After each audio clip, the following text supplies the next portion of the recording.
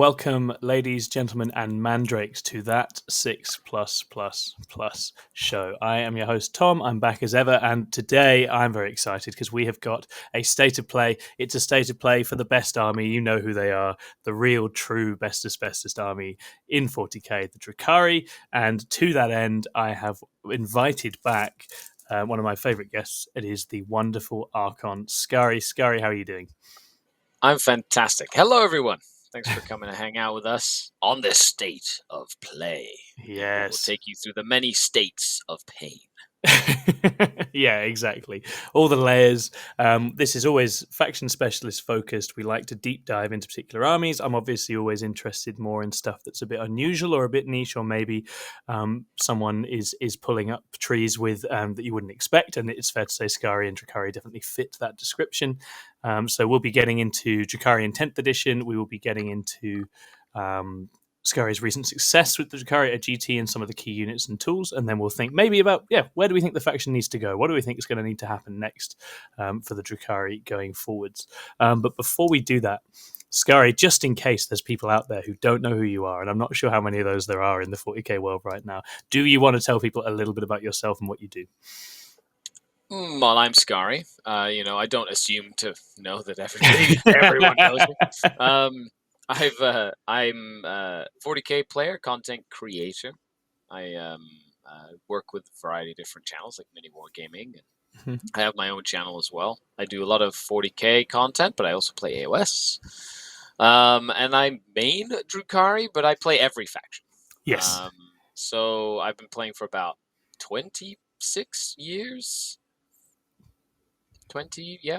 It's a lot of years. I've been playing for a long time. Okay, so you can find me on social media. I'm sure there'll be links. But if you like a positive attitude and intelligent gameplay, then you definitely, that's sort of like my brand. Yeah, 100%. And I say, I think that it's the attitude that I think is really, really something that always sticks. I remember when I first heard you on a podcast, I was like, there's just a kind of energy and positivity and excitement about this faction that's very infectious. And you did a very good episode about Drukari and other things. I think it was on Art of War. It was called Kill Your Darlings or something. That's towards the start of 10th. That was really interesting. It was funny because when we first got you on here, it was a bit of a sort of career moment for us. We were very excited. It's always nice when all these people that you've kind of heard out there will actually come and chat, and that's really wonderful. So we really appreciate getting you on. So what we're going to do today is obviously last time we were super 9th focused. We talked about Drukari. Drukari obviously had a massive ride in 9th, all sorts of things, and it started very differently for them in 10th edition. So I guess we can set the scene today. Think a little bit about what these kind of first months of 10th has been like for the Drukari, how you found them and what your thoughts are, and then we'll dive into kind of, I guess, competing and getting stuck in with Drukari right now and what you might want to do. So paint us a picture, Scari. How has 10th edition been for Drukari so far? Okay, strap yourselves in for the ride, folks. So the Dark Elder, the Drukari in 10th edition, has been one word. Bland. Very English. Very English food. Bland. Just no seasoning. I would say that was how I would describe the faction. Yeah. It has powerful mechanics. It has powerful mechanics. It has a lot of potential, but it's in its index form. It's very monodimensional. Yes. So that's how I would describe it. And sadly, it's been plagued with out of production miniatures. So a lot of the things you want to take that are good, mandrakes, beast pack, right? Maybe the court, but more of the mandrakes and the beast pack mainly. And grotesque. They're like out of production. You cannot buy them from the Games Workshop site. They don't make mandrakes anymore. They don't make the beast pack anymore. At least, will they remake them? Hopefully, right? Like there's hope that they will be coming. However, if you're a new player or a veteran player that never had mandrakes or didn't have a beast pack, and now I'm like, hey, these are really good. Good thing I own you know, 15 mandrakes because I need them, you know, and you're like sitting there being like, grumble, grumble, I don't own mandrakes. I can't buy them. I don't really want to convert them or whatever, right? Then the faction itself won't give you the same sort of like cool results because of the way 10th edition plays. Yeah. So there's a bit of a barrier to entry into that. And then combine that with a detachment that is very meh and bland, with a strong army rule. Like Yeah. the The powerful army rule paint is rule cool. is strong. It is a good art. It's you know, rerolls are good. And it just sucks that it's sort of like it doesn't mesh in like the way that you would hope it to mesh, you know? Yeah. And so I feel like that sort of led to a huge drop in people playing Drukhari, where now it's like 0.5% of all the meta is Drukhari players, and they'll have like 800 players playing GTs across the world and one Dark Eldar player, you know? Yeah. Or like 2 Dark Eldar players or whatever. Yeah. So we're not exactly going out and playing games at a competitive level.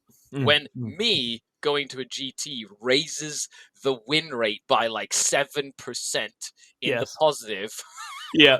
Just by me going to one event. Literally visibly track your own impact. There is a skew, right? Yeah. Like we're not really going out to play enough games. Sadly, that's just how it is. Yeah. However, it still remains a rewarding army to play as a puzzle, where if you get the puzzle right, you can win pretty much every game. However, it's not easy, so it's not for the faint of heart. And the style of gameplay is not like 9th edition Drukhari, it's more like 3rd edition Dark Eldar. So if you played this faction or had any interaction with it in 3rd, 4th, 5th, 6th, and or 7th edition, you know, you will have more of an understanding of what the feel and style of the army is, whereas the 9th edition book was a completely different style, but a lot of people sort of really enjoyed that style and got into it, and it was very powerful. And now, since it's sort of reverted to the old style, it's like folks have kind of they put it aside. Yeah.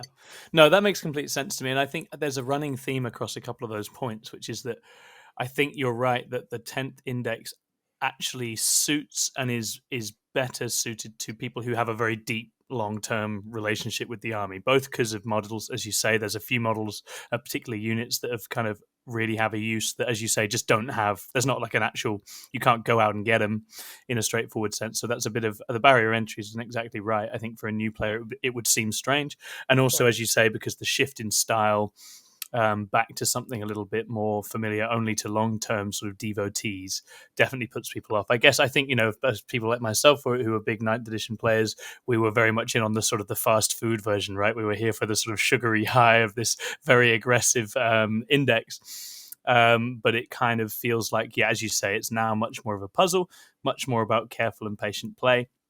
And it's only a few specialists out there in the world, yourself, you know, the Real Space Raiders, our own Rob Kimpton. There's a few players who can still make it sing, but in the main, it's dropped off a lot. So there's clearly something that will need to change to get, I guess, kind of more wider popular engagement with Drukari back in. But in a nice way. On the flip side, it's also back to being a preserve of the specialists and people who really love the army and want to delve into it as well. Yeah, that is a bit of a shame though, because it would be cool to have it be more mainstream, where like folks play it. Like, don't get me wrong, I love being a fringe. I love like that aspect of, hey, walking to a table and folks kind of scratching their head and saying, "Don't Dark Eldar suck now?" You know, and then like tabling them in 3 turns, and then being like, "They really do suck." You know? For you, buddy. Yeah. So that was very akin to back in the day when 3rd, 4th edition, you'd walk up with like an army of 6 raiders, a couple of ravagers, a little jet bike unit, and your Archon on a jet bike or whatever. And people would go like, "Oh, you're playing Dark Eldar, man, you're a unicorn, you know, like, don't Dark Eldar suck? Like, nobody plays them." You'd be like, "Sure, yeah," and then you destroy them with like 20 Dark Lances. And then they'd be like, "Why don't more people play this army?" And I'd be like, "Because the models are terrible. They're old. Nobody likes the army." It feels that way, but it'd be nice to have more people out there. All you need to do, like, you don't need to do a lot as a game developer to make the faction like sing with the audience. Like, Drazar, Incubi. Like, honestly, you make Drazar and Incubi, like, good again. Oh, yeah. You know what I mean? I think like, that would do it, to be honest. it For would me, that literally... would do it. That's it. It would... That alone. You just put Yeah. Drazar, make him be able to flip a Dreadnought in a single combat phase. You know what I mean? Like, just grab a Dreadnought and just flip it over if he rolls well with his Incubi, you know? Just do that. And you would literally see Dark Eldar players be like, "Ooh, that's cool." You know, because it's cool, right? That's a cool factor. Moving around with a bunch of Venoms and having little units of Cabalites like die but stop you from scoring, but just die and have your whole army get tabled doesn't feel cool. It might be effective, but it doesn't feel cool. No, absolutely, and I think that's it. And I think in terms of the index itself, as you've alluded to, Power from Pain with full rerolls to hit is an amazing mechanic. It's very cool, but the bit of the index that really sings with it is the shooting and the high quality, low volume shooting. You know, your Dark Lancers, your Blasters, Dark Scythes, those kinds of things. Haywire. And it is the melee units. It's the things that were, I guess, perhaps infamous in ninth that are maybe now paying for their sins a bit. Your witches, although Lilith is amazing, it's worth saying. Lilith is very cool. She is actually really good. And the early edition, I actually just filmed a game with her not too long ago, and oh my goodness gracious, she went ham. Okay, yeah. When she rolls 6 6s, and by herself gets like 18 wounds on a unit of infantry. You know, just her. You're like, whoo! Yeah. But then you run her into like a single penitent engine. and that's it. She's done. You can't do anything.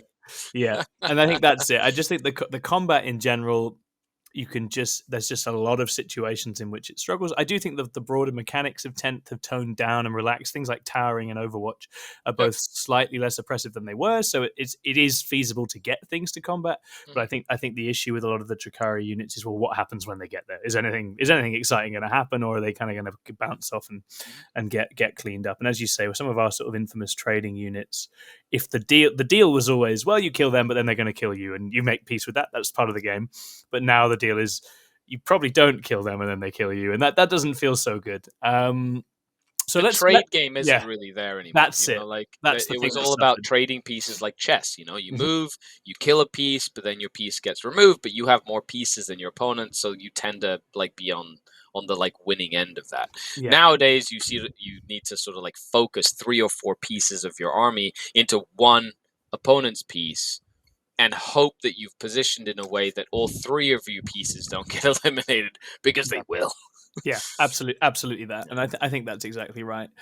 So let's move and think about, I guess, what the strengths of the index are in this edition. Because I do, as you say, it's that classic. Oh, people will come up to a table and think, "Oh, this isn't going to be any good because someone told me it's bad," but that is not giving it sort of full credit, because actually the index is very capable of doing a number of things really well. So what do you see the major strengths of Drukhari in 10th edition as being? How when you play do you leverage what they can do to success? So Drukhari focus on a few things. Number one, they have the tools to kill things.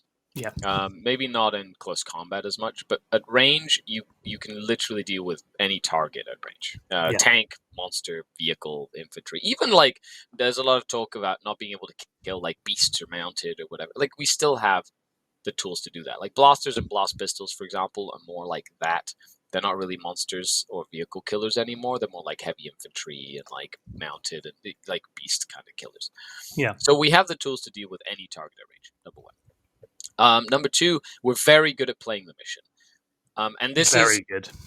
We're incredibly good at playing the mission. And I think that is a mentality shift. Like in 9th edition, Dark Eldar were move up, table, right? And that was like game plan. Move up, kill, right? Not complicated. No. It wasn't. There was a ruin that you could hide a raider behind filled with incubi or witches. You know what I mean? And so you'd move raider behind wall, turn 2. Jump out of raider, table opponent's army, right? Like that was like the game plan. And so you could worry about the mission secondary to that. And a lot of our secondaries in 9th edition were based around killing. They were like kill stuff in combat, get points, kill enemy characters, get points, get points by killing And stuff. Herd the Prey, which was just so funny once there Right. were no table quarters with people left in, right? Correct. And then you could just get it. So it was very, like, the game style was very much built to that way.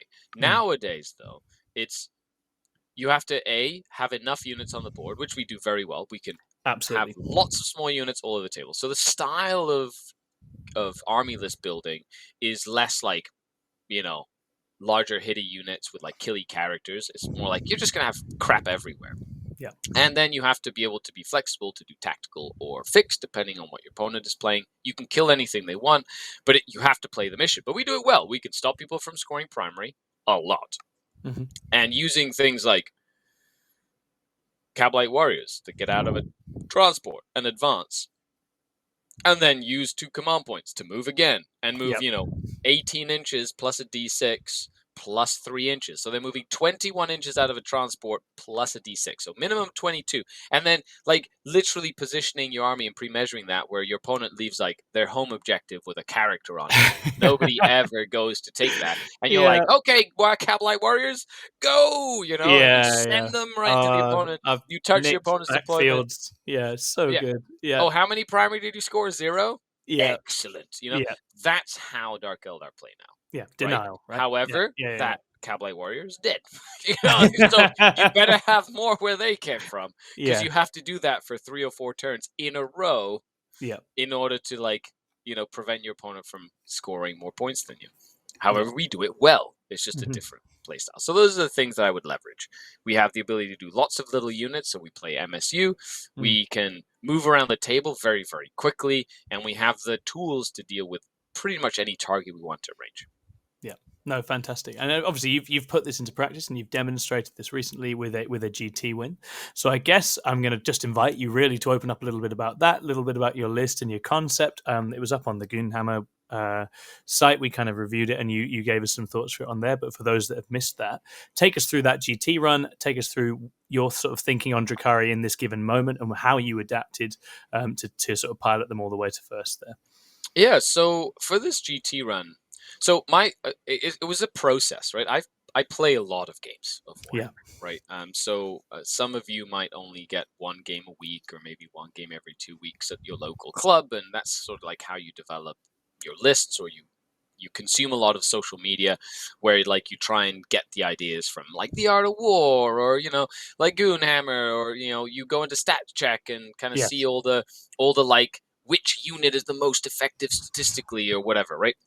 So, however, I'm old school.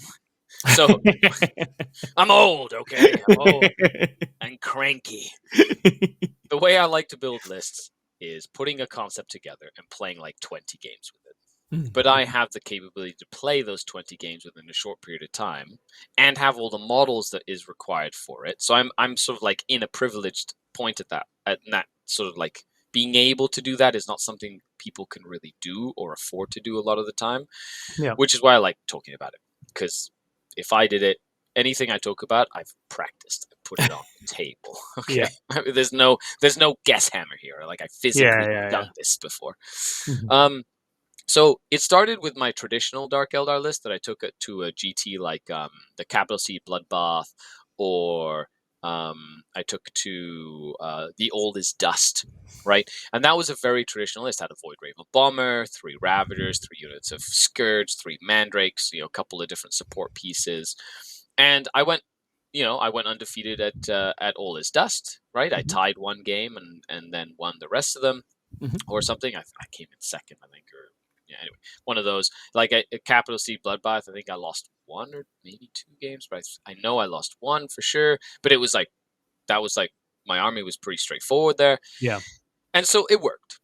I was like, good, Void Raven Bomber, awesome, kills Desolation Marines. That's the tech that I put in my list for that.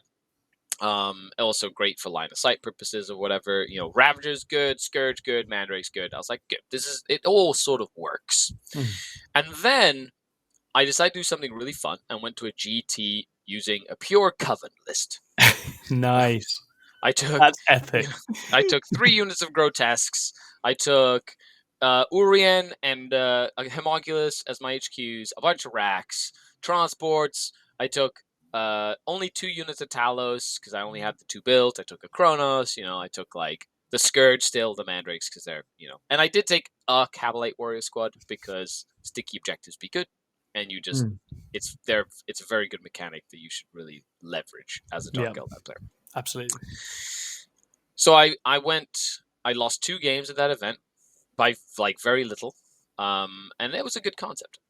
But that whole GT gave me like, boom! I had like little light bulbs go off. Be like, I really, really like these Talos. Sorry, I was like, these Talos are good. And when I say good, I'm saying good. Okay, you can't like compare Talos to like Blade Guard veterans or Sword Brethren, or something that's really good in close combat. I mean, Talos are good by Dark Eldar standards for something that we sorely miss, which is board control. Presence and staying power. Yeah, staying power and presence. Now, is it the best staying power? No.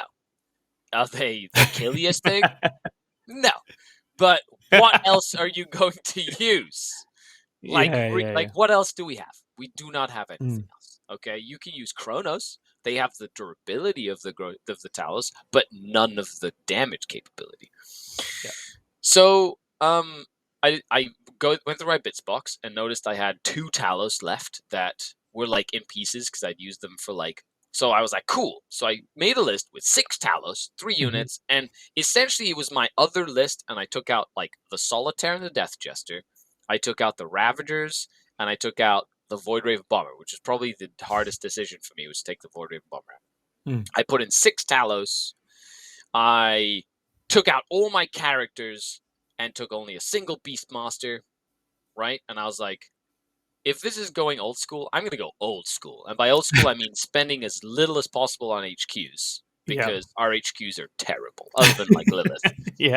So might as well be an HQ that's going to do something for me. HQ that comes with a unit and is generally versatile. Which is 20 wounds, right? It's 20 wounds with a scout move, right? And it's toughness 4, which has won me more games than I can count, right? I love the Beastmaster. But that goes back to my previous thing of you can't buy them, right? So you better be good at converting or good at scouring eBay. Yeah. So it was like less characters, a core of Talos that could be used to bully the middle of the board. Also, in the meta right now, Haywire is very, very strong. You're really seeing like armies with like 15 Space Marine tanks and things like that, and just being able to Haywire one to death without having to worry about armor contempt or cover or an invulnerable save or whatever is just phenomenal. Yeah, really good. And then the 3 damage attacks in combat and the durability gives you something where you can like plug a gap. Even if the Talos are going to die, they will survive for like a combat. And then you can like hold your enemy in place and then like move around them. Which is very useful in the matchups like Chaos Space Marines because they've got Chosen with their lords and stuff, and the Talos can really help with that. Yeah. Or into Wraithguard, because Wraithguard are 3 wounds each. They get into the middle of the board and are really annoying. But 6 Talos into a unit of Wraithguard will mess up that Wraithguard unit real fast. Anyway, so the concept was there. I decided to try it out. And I really enjoyed the games. 5 different games. I played into Eldari twice. So I got to really try my concept into Eldar. Worked very well into Eldar. Then I got to play into Votann. That was probably my toughest. That was my toughest game of the weekend. And this is like MSU Votann. As you can tell, MSU armies tend to do very well right now. So I had a lot of MSU. He had a lot of MSU. I had more MSU than him, but his had a little bit more staying power than mine because he's got more Sagittars and a big brick of Terminators and like the bikes, and he's just more stuff. Absolutely. This is where the power of the gambit came in. Because I won that game. Amazing. Gambit. Okay, right. Yeah. Talk us through that. Yeah, so I've never heard of that before. It was supply drop, which means that 2 objectives are going to disappear. And the middle one was going to stay, and he had more staying power than me. So, and he had second, he had bottom of turn. Ah, that's huge. So even though I had tons of little models, and the one nearest my deployment zone disappeared first, I was able to deny him primary by sending units out to score. However, every time I put something on there, it would die. And so I only really scored primary like one turn for one objective, one time. And that was it. So at the end of third turn, I was doing final secondaries, all that stuff. I looked at it and went, well, I'm not going to score any more points on primary. Regardless of what I do, it's physically impossible for me to stay on an objective with enough force that I can hold it against how much stuff he had. So I was like, I might as well gambit. This is where list design comes into play, because I build my lists with gambits in mind. Oh, nice. Right? There are two gambits that you can really plan for. One is the get into the middle of the board gambit. The other one is the get into the corners gambit. Yeah. And regardless of what your opponent takes away from, or which one gets discarded, right? Because it's randomly discarded. I'm going to have one of those two in my hand. Corners or middle of the board. Yeah. And because of the way my army is built, I tend to have, even if I'm losing on primary, lots of units by the end of the game, which is a big, it helps a lot with it. Luckily, I got the corner gambit. So, and I had top of the turn. So I gambited on turn 3. I had fourth turn, so I was able to set it up, stop him from scoring primary, right? Then he had his fourth turn, killed my stuff off, stopped me from scoring any primary. So that's why I had gambited already. I did my secondaries. Then I had my fifth turn, was able to get both my secondaries in that turn, which was like move units around, kill something, whatever. Get my mandrakes into each corner, my scourge into each corner, because we kicked the crap out of each other, and then rolled a 9-inch charge, basically, is what it comes down to. Rolled a 9 and got 30 points on primary. Oh, amazing. And then he went and looked at it and went, well, I'm going to get end game, 15 points for this. Going to get my secondaries. I lose by 14 points. And and this the thing is, it's identifying when that sort of thing is important. Yeah. Right? I mean, for supply drop, that's a really good spot, because as you say, that's one where the end game and the nature of the mission can really get you, and it's just really hard if you're not on the end of turn to actually get a foothold on the primary. So that's a very smart way around it. I like it. Most people disregard the gambit, because it's too hard, or because they haven't built it into their list. Yeah, completely. Right, but it is a game mechanic that is there for a reason.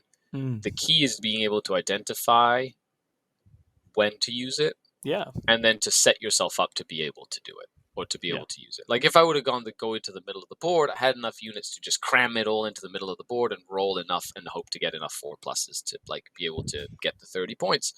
It was the same sort of thing. So don't disregard it. I won a GT off a gambit. Okay, that's just how that incredible. Works.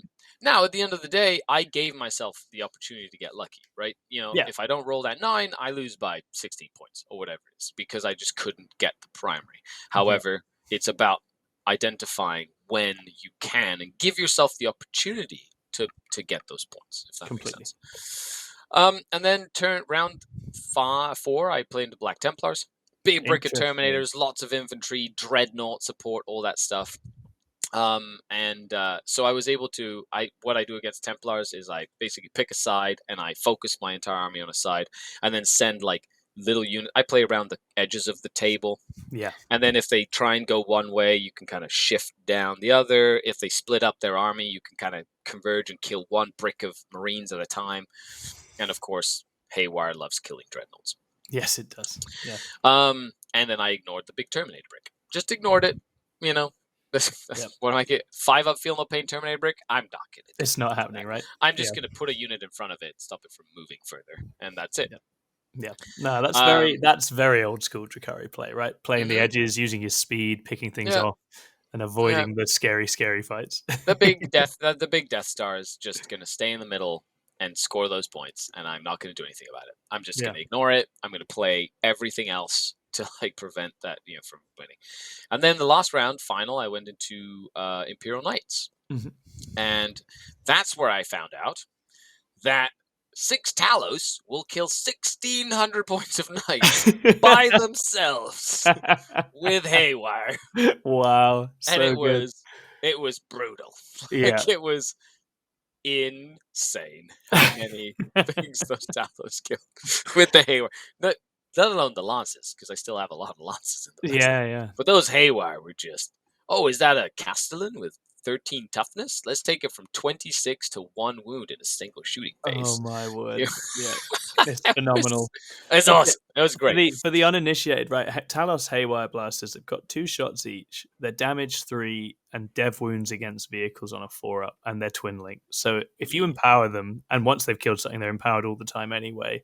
That is full rerolls to hit and wound with a gun that's doing 3 wounds a pop into a vehicle. It's extremely good into vehicles. Yeah. Extremely good. A unit of Talos will average 6 to 9 damage on any vehicle, unless it's like a -1 damage. So you're popping small transports immediately. It's just, and then max at 12. Like I had, of course they've got their feel no pain and whatever, so like they could ignore a couple of the damage or that, but like 2 units of Talos would pick up 1 War Dog, like 1 Armiger or whatever instantly, right? And then I'd have the 3rd one and a unit of Scourge kill another one, and then I'd have the other 2 units of Scourge and the Cabalites kill a 3rd one. So I could kill like 3 in a single turn without breaking a sweat. Yeah. And then all the Scourge hide because shooting Scoot's incredible. And then, they'd shoot. I'd put -1 to wound on one of the units of Talos, and a lot of the times they had a hard time killing the Talos. It was using line of sight blocking to stop the big Castellan from being able to shoot wherever it wanted to and stuff like that, and ended up winning that game quite handily. Yeah, very, very nice. That was my GT run. At the end of the day, yes, it came down to me like identifying, being able to do a gambit, but it's about the capacity to learn or know when to do completely. And again, as you say, you're a process-oriented player, and I think a lot of people talk all the time about what makes good players, and I think being someone who is constantly thinking about and updating and iterating based basically on your own perspective and what you see as important, and being able to identify new opportunities. So something like Talos, which I think people were a bit down on, you see a moment in the meta for that to come back in. And really make hay with it by the sounds of it, in a really good situation. So no, I think it's very impressive. It's awesome to see. So let's talk about it. I mean, I guess in thinking about that process again, how did you feel the build you used went? Is there anything you want to change or try going forwards, or did you feel like you'd settled on a really nice sort of combination of things? The build was great. I loved the combination of units.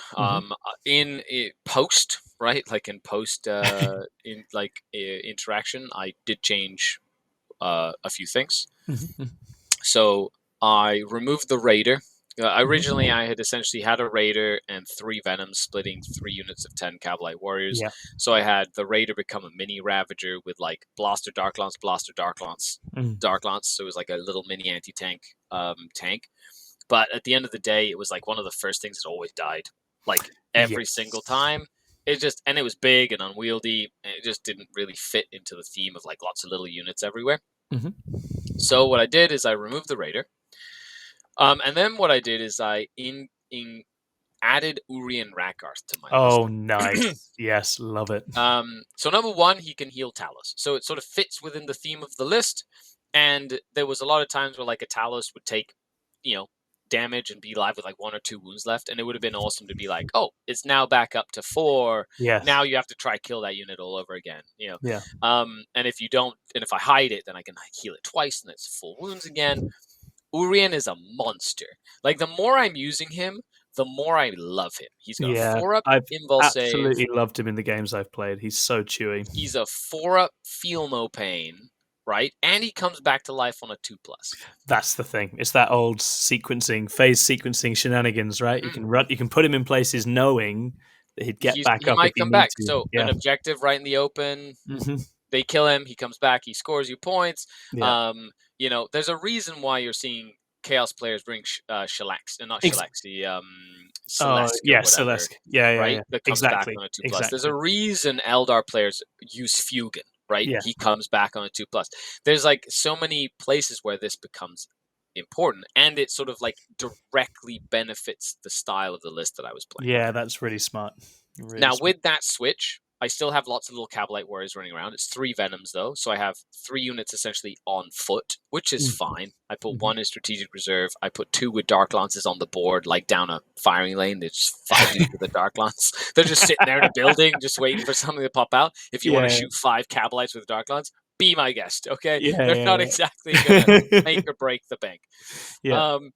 And then I had 10 points left over. So in my list, I had 2 units of racks, just 5 strong. So I basically switched 1 unit of racks for a unit of Reaver jet bikes. Oh, So cool. Yep. it's 10 points more, keeps it at 2,000 points on the nose, and then it allows me to have a Reaver jet bike unit, which can double move really far, has an additional heat lance, has the ability to do mortal wounds to like infantry in the movement phase. So it's got a little bit more like technical play. Yeah. It's more OC. It's 6 OC, so it's a decent Yeah. amount of OC. Yep. And it gives me the ability to use the advance and charge stratagem, so it adds like another stratagem I could use. But then it complements like the board control aspect of the list, and it's a small unit of 3, so like they're easier to hide, things like that. Now that change does make it harder for my opponent to get the card assassinate. Because when I had just the Beastmaster, he would die turn 1 or turn 2, and then my opponent would draw assassinate like turn 4 and be like, "Oh, cool, you have no characters, I get 5 points." Right? Yeah, of course. Yeah. So, so having Urian as the warlord, he's a lot harder to kill. So the Beastmaster goes up and dies, and then they draw it. They have to try and kill Urian, and he's not an easy character to kill. So it sort of like stops that card from being like an automatic 5 points for my opponent. But other than that, it's very simple changes. Yeah, But that's really cool.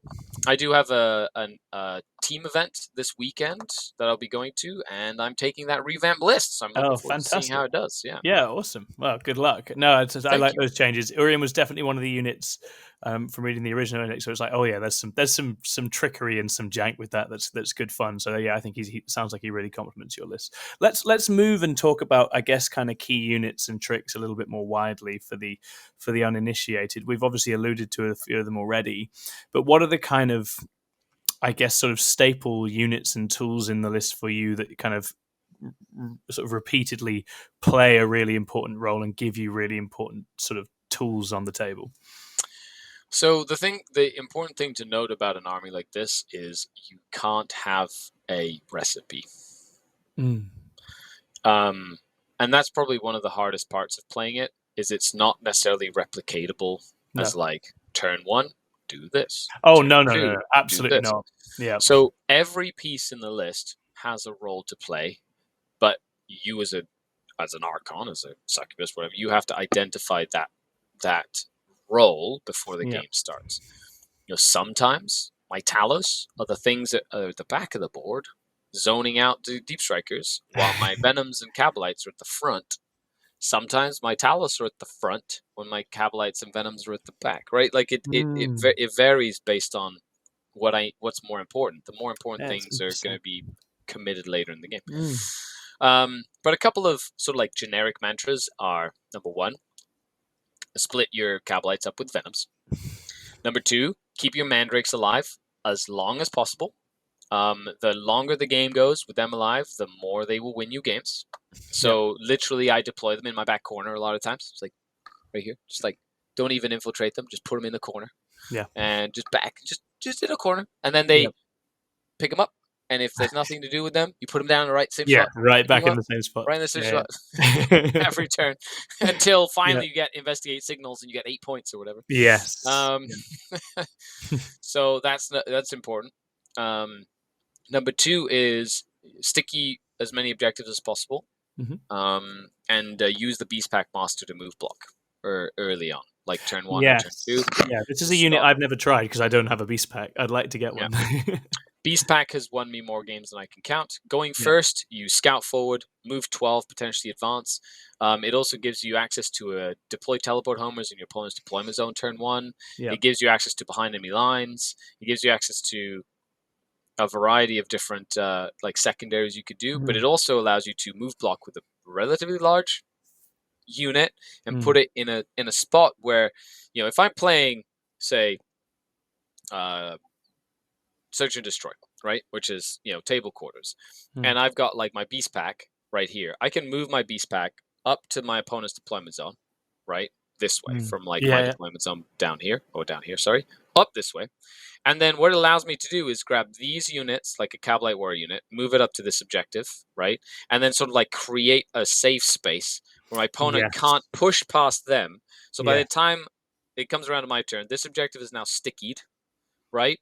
And then I can like leave that objective and go somewhere else, or I can Yeah. push harder into their zone, if that makes sense, based on that. But it's super important. Move blocking is like massive, because then I could create another wall with the Venom that I just used, right? And the Warriors, I put another wall here, and then it's sticky, right? So then that's still going to get me points, and now I'm sacrificing my Venoms and stuff to make another wall, and then another wall, and another wall. Anyway, so it's just use the Beast Pack Master effectively. Yeah, no, that's definitely a smart one, because it's a good durable unit. It's quick, and as you say, just if you can block off some of these scary threats out there, Wraithguard, Chosen, whatever, from getting quickly up the board, that makes a huge difference.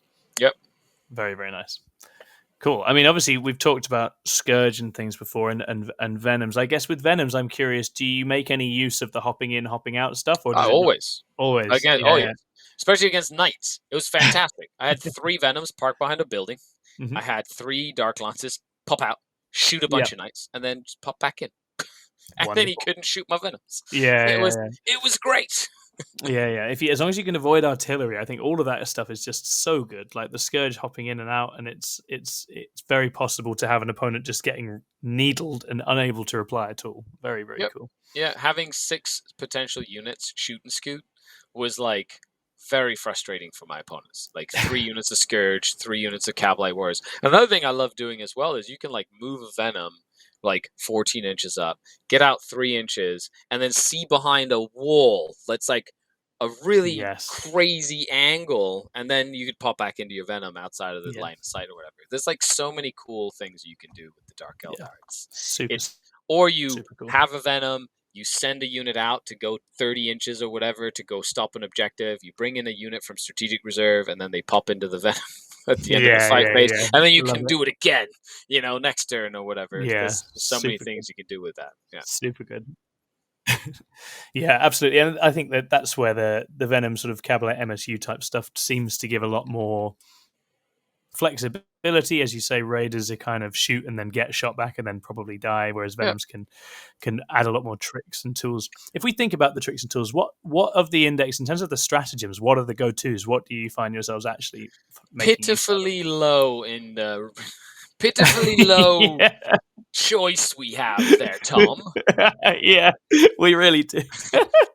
So I tend to use the strike and fade probably the most. That's because it wins you games. It's amazing. Being able to just pick a unit to move again. Like the amount of times I drop a unit of mandrakes, start the cleanse action, and then move them onto 2 objectives to get 5 points or whatever each, or I start the investigate signal action and then strike and fade to get in range to complete it, right? Or I get deploy teleport home. Anyway, you get the idea. Like the amount of times I get capture enemy outpost, and they have like a unit right in the middle. They're like, aha, you can't deep strike on it or whatever. And I'm like, I'm going to be here and then just strike and fade onto your objective and then take it away anyway. It's just fabulous. Okay. It does. It opens up a lot. You cover incredible ground with that. So I think that one is gold dust. And then, as you say, the others, I was curious. I mean, did you ever, is there a place for Insensible to Pain on the Talos? Do you ever use that? Yeah. So that one's the other one, especially with this list. -1 to wound on the Talos is very good. I'll use it multiple times in the turn, shooting and combat. A lot of the times it can just keep a Talos alive just a little bit longer. It changes the math on a lot of stuff that your opponent's like, I'm going to shoot you with this or that or the other. It is a very good stratagem. And then but most of my strats are the main ones. I use Grenade and Tank Shock. Probably the most.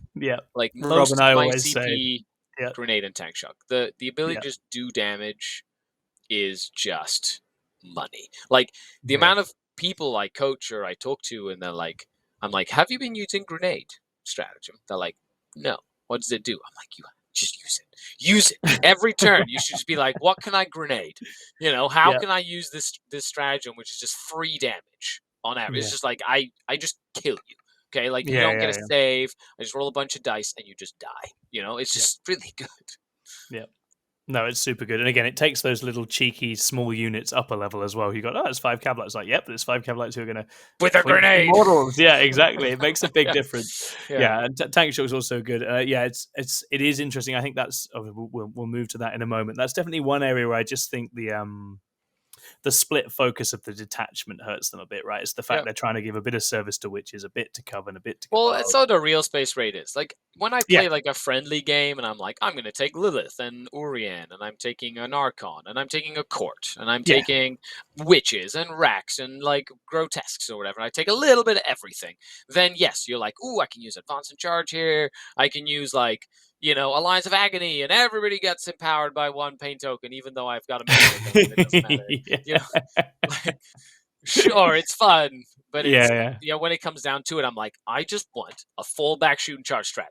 I just want that. That's the only thing I need. Give me fallback shoot and charge, please. Yeah, absolutely. I mean, as I said, I think that's stuff where I think for the book in the future will be hopeful. As I say, I think there's obviously enough in the core of the army to be excited about where they can take this and what they can open up with it in the future.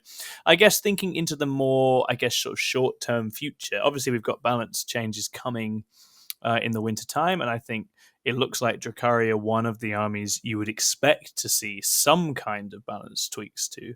And obviously, I think they probably got the rawest deal in the last set, because actually they kind of got accidental nerfs via Ynnari, right? With the Ravagers copying a bullet. Nerf by association is what happened. Now Urian's really pissed. At what's her face. Oh my goodness. So I guess if we're thinking about what you might do to boost the army, and I think I probably subscribe to the belief that the army is actually one that very good faction specialists can do fine with.